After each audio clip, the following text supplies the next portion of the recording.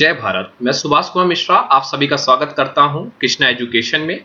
आज का मेरा वही टॉपिक है shear force and bending moment diagram, जो प्रीवियस लेक्चर में हम लोग डिस्कस कर रहे थे उसी को कंटिन्यू हम लोग करते हैं पार्ट 4 में। So let's start with that particular question. हम लोग ने यहाँ पे शेयर फोर्स के ऊपर डिस्कस कर रहे थे, तो हम लोग ने कहा था कि एफ तक हम लोग ने डिस्कस कर लिया था शेयर फोर्स को पार्ट 3 में। आप लोगों ने नहीं देखा है तो प्लीज आप लोग वहां पे जाके देखिए। तो पार्ट 3 तक हम लोग ने शेयर फोर्स डिस्कस किया था और किसी कारणवश यहाँ पे हम लोग का ये क्वेश्चन नहीं डिस्कस हो पाया था। सो दैट्स वाई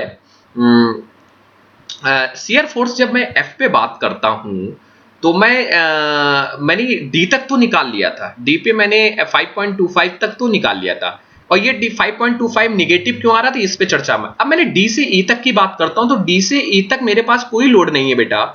तो डी से ई तक मेरे पास कोई लोड नहीं my dear friends. So that's why -5.25 ये क्या होगा मेरा एज इट इज कांस्टेंट चलता रहेगा। तो कांस्टेंट के लिए हॉरिजॉन्टल लाइन ये इस तरह की आपकी चलती रहेगी।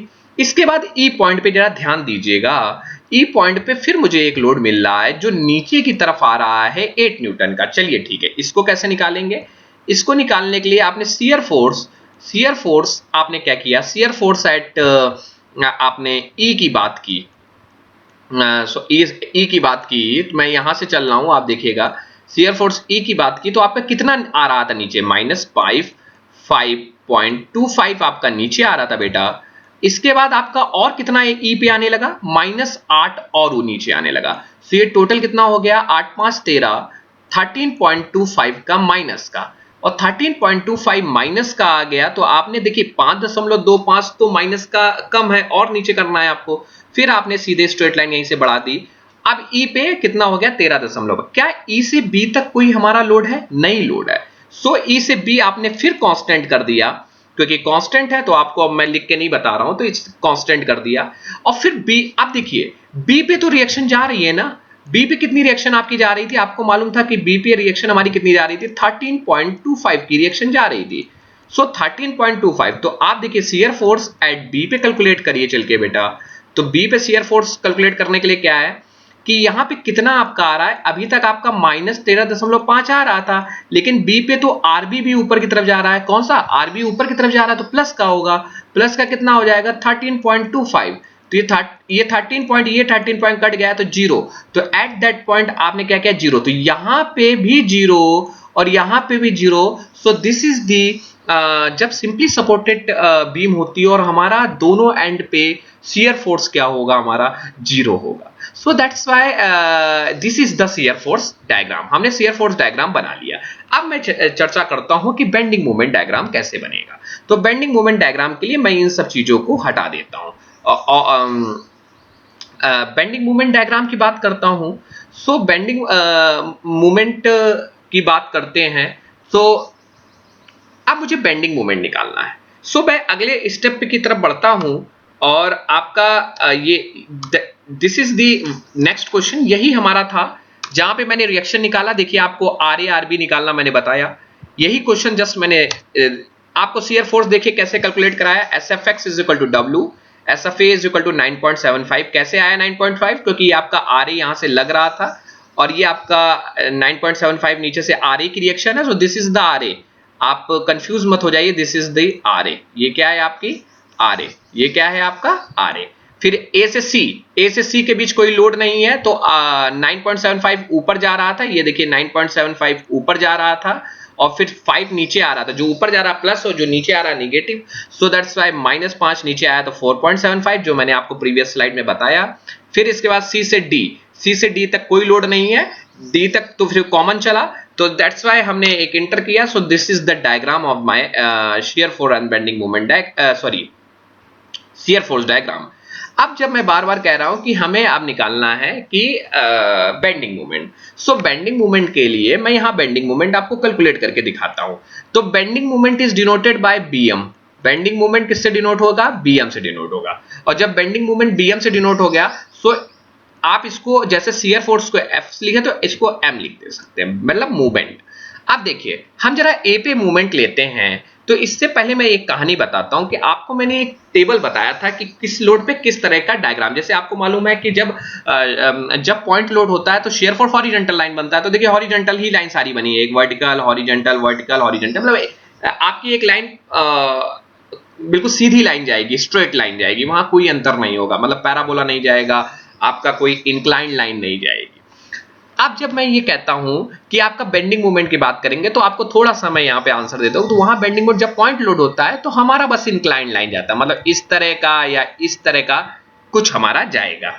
आइए चलिए मैं यहां पे कहानी की बात करता हूं। सो जब मैं बेंडिंग मोमेंट की बात करता हूं एम, तो इसमें क्या होता है, बड़ा ध्यान से सुनिएगा बेटा, कि जब रिएक्शन निकालते हैं तो हम एक पॉइंट को लेते हैं, वो सारी रिएक्शन उसके अबाउट निकालते हैं। लेकिन जब बेंडिंग मोमेंट डायग्राम बनाएंगे तो हम एक पॉइंट को कंसीडर करेंगे, उस पे निकालेंगे, फिर आगे बढ़ जाएंगे तो दूसरे वाले को कंसीडर करेंगे आगे। तो देखिए कैसे, जब मैं ए से चलूंगा तो ए पे मैं खुद पे बेंडिंग मोमेंट ले रहा हूं, तो बेंडिंग मोमेंट ए पे क्या होगा, फोर्स इंटू परपेंडिकुलर। फोर्स तो है, फोर्स कितना है, आर ए की वही वैल्यू, तो आर ए की वैल्यू हम लिख देंगे। लेकिन क्या परपेंडिकुलर डिस्टेंस ए पे ही मूवमेंट लेना और ए पे ही वैल्यू पूछ रहा है, डिस्टेंस की तो जीरो हो जाएगी। So that's why this value is zero. तो यहां पे क्या आ गया, जीरो आ गया। कोई दिक्कत, किसी को कोई दिक्कत होनी नहीं चाहिए यहां पे। चलिए बेंडिंग मोमेंट आपका बी पे क्या हो जाएगा, बेंडिंग मोमेंट बी पे क्या हो जाएगा, आपको एक मैं और करके दिखाता हूं, सॉरी सी पे। अब मैं यहां से आगे बढ़ूंगा सी पे, तो सी पे बढ़ूंगा तो बेटा यहां पे क्या मिलेगा मुझे, यहां पे मुझे मिलेगा, अब सी पे चढ़े हैं तो देखिए थोड़ा सा बस ये है, अब मुझे पीछे से आना है, मतलब यहां से चलना स्टार्ट किया था, सो ये वाला एरो यहां से ऐसे चलेंगे। सो क्या आएगा यहां पे, आर ए और मूवमेंट इसके, मतलब सी पे इसका इस पीछे से मूवमेंट लेना है, तो क्या हो जाएगा 9.75, और परपेंडिकुलर डिस्टेंस कितनी हो जाएगी इसकी 2। तो ये आपकी वैल्यू कुछ आ जाएगी, तो ये वैल्यू हम लोग निकाल लेंगे। मान लीजिए बेंडिंग मोमेंट आपको डी पे लेना है, बेंडिंग मोमेंट डी पे लेना है, बेंडिंग मोमेंट डी पे लेना है, तो कोई बता सकता है आप कैसे लेंगे। अब आपको फिर यहीं से चलना है और आप डी पे आना है, तो डी पे आना तो क्या मिलेगा 9.75 इंटू 2, और कुछ आएगा, यस और कुछ आएगा, ये वाला भी तो लोड आएगा, ये भी तो मूवमेंट देगा। ये कैसे मूवमेंट देगा, ये आपका मूवमेंट देगा आपका एंटी क्लॉकवाइज, तो ये एंटी क्लॉकवाइज देगा, तो -5 इंटू आपका 2। सो दैट्स व्हाई मैं मूवमेंट आपको दिखाता हूं। ये देखिए बेंडिंग मूवमेंट ए पे तो जीरो आ गया, आपको मैंने बताया ए पे जीरो कैसे आ गया।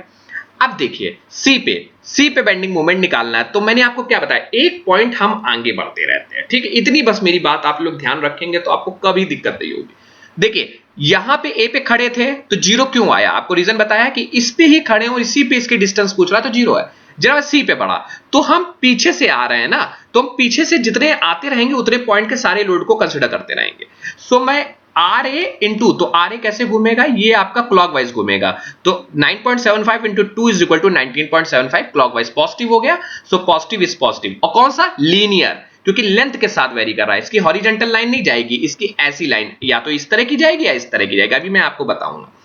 फिर डी पे बढ़े तो आपको बताया कितने लोड को ये छोड़ के पीछे आ रहा है, दो लोड को, तो दो लोड का मूवमेंट आएगा डी के अबाउट, तो डी के अबाउट आएगा, बार बार वर्ड को समझिएगा। सो यहां पे आएगा तो यहां पे क्या हो जाएगा, ए से ए का फोर्स और परपेंडिकुलर इसकी डिस्टेंस कितनी हुई 4, तो 9.75 इंटू 4, कोई दिक्कत, और -5 इंटू 2 कितना हो गया, -5 इंटू 2, क्योंकि ये एंटी क्लॉकवाइज घूम रहा है, -5 इंटू 2 इज इक्वल टू 29। अब आप बताइए, आप लोग कोई एनीबॉडी कोई बता सकता है कि यहां इसके अबाउट हम मान लीजिए निकालना चाहें, ई के अबाउट, तो ई के अबाउट निकालना चाहेंगे तो आपको घबराना नहीं, ई के अबाउट क्या करेंगे, अब आप कितने फोर्स को हम छोड़ के आए, 1 2 3 फोर्स को, 3 का मूवमेंट उसके अबाउट निकले क्योंकि ए से चले थे। सो अब ये पूरा डिस्टेंस यहां तक लेंगे, तो ए का फोर्स परपेंडिकुलर डिस्टेंस ई तक, 5 का फोर्स परपेंडिकुलर डिस्टेंस यहां तक, और डी का फोर्स परपेंडिकुलर डिस्टेंस, मतलब जितना छोड़ के आए हो और जहां तक लेना है उसकी डिस्टेंस, जितने फोर्स छोड़ के आए। सो आपने निकाला तो ये वैल्यू कितनी आ गई,